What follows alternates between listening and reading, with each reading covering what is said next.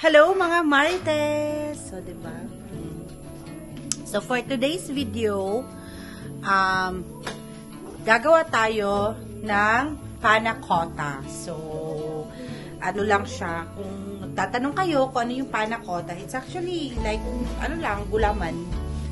Pero mas social lang siya ng slight because it's from, parang, it's a dessert from Italy. O, diba? Ciabatta, feeling mayaman. So, for the panna cotta, our ingredients, you would need, of course, ayan, cooking cream, and then fresh milk, and then we also need to have this one, ayan,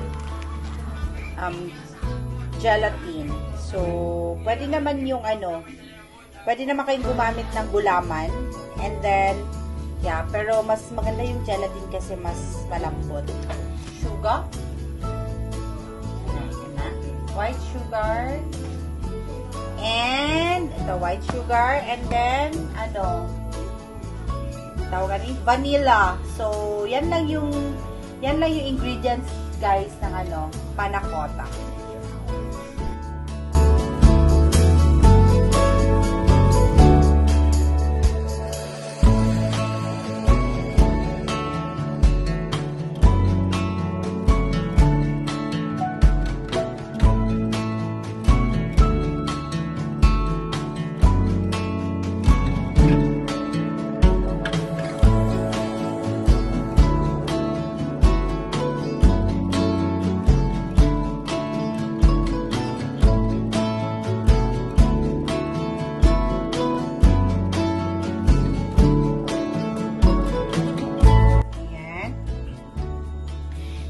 Ita-transfer na natin to sa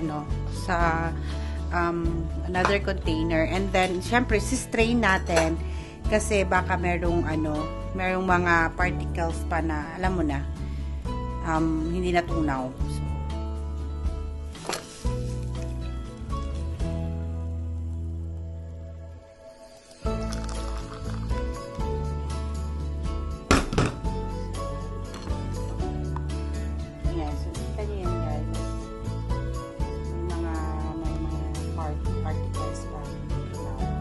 So, after nyan, since tapos na, so I'll be using this, ayan, actually, ito siya, ginagamit to sa, leche flan, wala naman akong, baso, so, dito na lang, so, yan, so, kulang yung 6 na ganitong sizes, kulang siya, so, yun, so, ano lang natin, sa hindi siya makakit, diba? Ay, siya. Mahirap talaga siya i-transfer na ganyan. So, gamitan natin na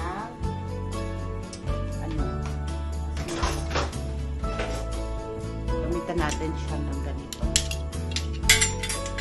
Yan. So, para mas So, guys, okay lang yan na nagbo-boil-boil. Meron siyang bubbles-bubbles. Wala naman problema yan.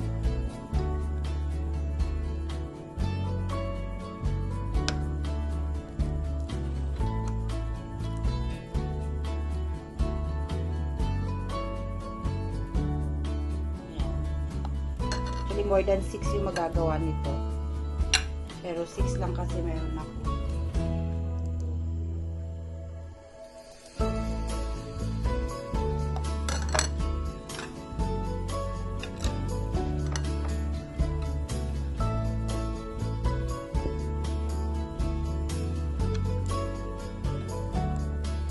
Sorry naman yung